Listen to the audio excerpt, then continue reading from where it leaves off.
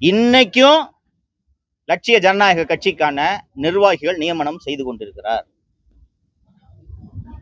அரசியல் ஆசை உள்ள பல பேர், முக்கிய பிரமுகர்கள் லீமாரோஸ் அவர்களை சந்தித்து விட்டு எனக்கு இந்த போஸ்டிங் கொடுங்க, அந்த போஸ்டிங் கொடுங்க என்று போஸ்டிங் நியமனங்களை வாங்கி கொண்டிருக்கிறார்.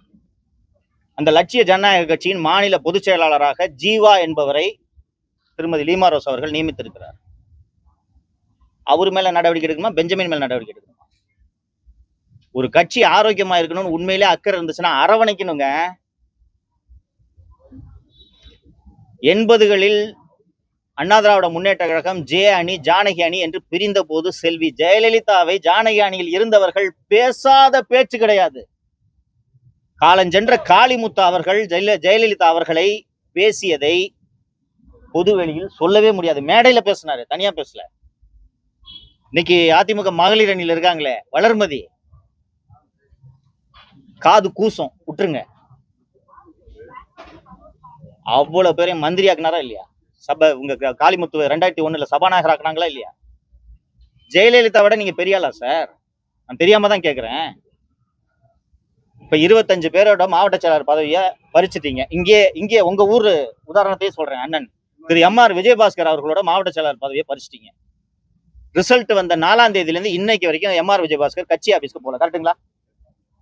இப்ப அவருக்கு பதிலாக புதுசா ஒரு மாவட்ட செயலாளராக போட்டிருக்காங்க. அவர் பேர் என்ன? கமலக்கண்ணன் ஒருத்தர் போட்டிருக்காங்க. எம்.ஆர். விஜயபாஸ்கர் மீறி கமலக்கண்ணன் நீங்க அரசியல் செஞ்சிட முடியுமா? அதிமுக வளர்த்துற முடியுமா? சொல்லுங்க. நீங்க தான் உள்ளூர் நண்பர்கள், சொல்லுங்க, முடியுமா? அப்ப கட்சி என்ன ஆகுங்க?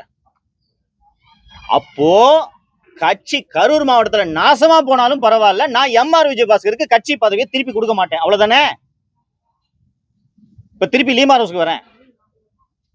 இது எனக்கே தெரிந்தது, சர்வ வல்லமை படைத்த பொதுச் செயலாளருக்கு தெரியாமல் இருக்காது. ஏன் நடவடிக்கை எடுக்கல? எடுப்பார்னு நினைக்கிறீங்களா நீங்க? சொல்லுங்க. எடுக்க மாட்டார். ஏன்னு காரணத்தை நான் சொல்றேன். மார்டினிடம் 300 கோடி வாங்கி இருக்கிறார். 300 கோடி என்ன ஆதாரம்னு கேட்பீங்க. 275 கோடி தேர்தல் பத்திரங்கள் மூலமாக, வங்கி மூலமாக அதிமுக கணக்குக்கு சென்றிருக்கிறது. மறுக்க சொல்லுங்க எடப்பாடி பழனிசாமியை. 25 கோடி ரொக்கம்.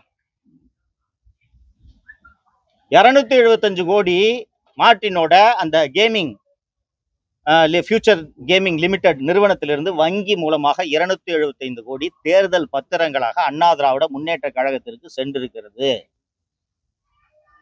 அது வெறும் லால்குடியில சீட்டுக்காக கொடுத்த 275 கோடி அல்ல. ஆட்சிக்கு வந்தவொடனே லாட்டரியை திறந்து விடுறேன்னு சொல்லி வாங்கியது. தொட சொல்லுங்க லீமாரோஸ. கட்சியை கபலீகரம் பண்ணிக்கிட்டு இருக்காங்க. நடவடிக்கை எடுக்க சொல்லுங்க. நண்பரே, என்னை அதிமுகவில் தேர்தலில் போட்டியிட்டு தோல்வியை தழுவிய ஒரு 2-3 வேட்பாளர்கள் சென்னையில வீட்டுல வந்து பார்த்தாங்க. அண்ணே, எனக்கு ஒரு வழி சொல்லுங்க. 18 கோடி செலவு பண்ணேன். அதுல 12 கோடி என் காசு, 6 கோடி வட்டிக்கு வாங்கினேன். சீட்டு கொடுக்கும்போது போய் அவரை பொதுச் செயலாளரை பார்த்தேன். எவ்வளோப்பா செலவு பண்ணுவேன்னு கேட்டாரு. நான் 10 செலவு பண்ணுவேன், 10 முதல்ல போய் கொடுத்தாதான் சீட்டுனாரு. தேர்தல் சமயத்தில் இந்த 10 ரூபா வரும்னாரு. தேர்தல் சமயத்தில் வரல. நான் போய் தேர்தல் சமயத்தில் இது கொடுங்கன்னு கேட்டேன். நீ மந்திரினாரு. எப்படி மந்திரியா போறமே சம்பாரிச்சுக்கலான்ட்டு வட்டிக்கு வாங்கி செலவு பண்ணேன். மாசம் 25 லட்சம் ரூபாய் வட்டியை கட்டிக்கிட்டு இருக்கேன். எனக்கு வழியை சொல்லுங்கண்ணே. தாவேக்கு போனா சம்பாதிக்க முடியுமா என்று கேட்கிறார் அந்த நண்பர். அந்த 3 பேரும் இந்த பஞ்சாயத்து தான் வந்தாங்க. அண்ணே, நான் தாவேக்கு போறதா திமுக போறதா ஐடியா கொடுங்க. அதெல்லாம் சொல்ல மாட்டேன், நீங்க முடிவெடுங்கன்னு சொன்னேன். இது போல ஒவ்வொருவரும் கடனாளியாக இருப்பார்களா மாட்டார்களா? உங்களுக்கு எல்லாருக்குமே தெரியும். எல்லா ஊரையும் அதிமுக காசு கொடுத்துச்சு வாக்காளர்கள். கரெக்டுங்களா? காசு கொடுக்காம ஜெயிச்ச ஒரே கட்சி தாவேக தான். வென்றவர்கள் தோற்றவர்கள் அத்தனை பேரும் திமுக எவ்வளவு கொடுத்தாங்களோ அது சரிசமா கொடுத்தாங்க இல்லைங்களா? இங்க கரூர்ல இருக்கக்கூடிய 6 தொகுதியிலையும் அதிமுக வேட்பாளர்கள் பணம் கொடுத்தார்கள் இல்லைங்களா? எங்க இருந்து கொடுத்துருப்பாங்க பணம்? இப்ப இன்னைக்கு யாரும் ஜெயிக்கல. கரெக்டுங்களா? எம்ஆர்வியை தவிர மற்றவர்கள் வெல்லவில்லை. அவங்க கதி என்னங்க? இந்த கட்சி நல்லா இருக்கு, நாளைக்கு நம்ம நல்லா இருப்போன்ற நம்பிக்கை தான் உங்க கூட இருப்பான். அந்த பெஞ்சமினோட பதவியை பறிச்சிங்களே, அவரு எம்எல்ஏ இல்ல, அவர் வந்து கெஞ்சுறாரு. அவருக்கு இந்த கட்சி பதவி கொடுத்தா என்னங்க உங்களுக்கு பிரச்சனை? அந்த சென்னை புறநகர் கிழக்கு மாவட்ட செயலாளர் நினைக்கிறார். என்ன பிரச்சனை?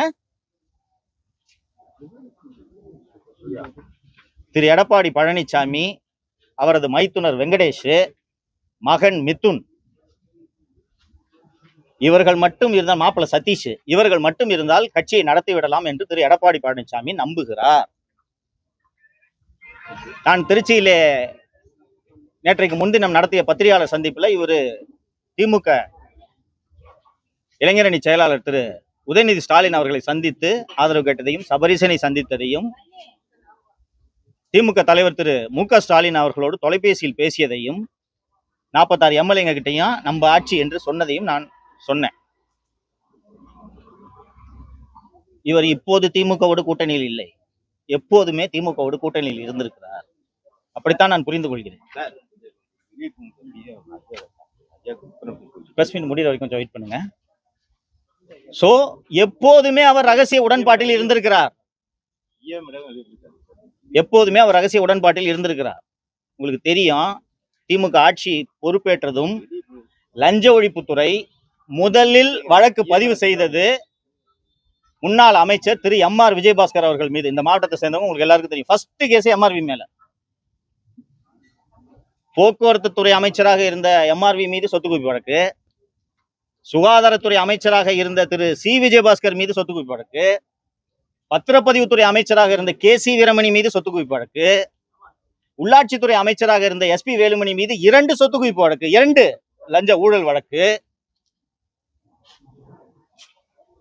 தங்கமணி மீது வழக்கு. இது போல அதிமுகவில் 1 டசன் முன்னாள் அமைச்சர்கள் மீது வழக்கு. திரு எடப்பாடி பழனிசாமி அவர்கள் மீது ஊழல் வழக்கு 1வது நிலுவையில் இருக்கிறதா?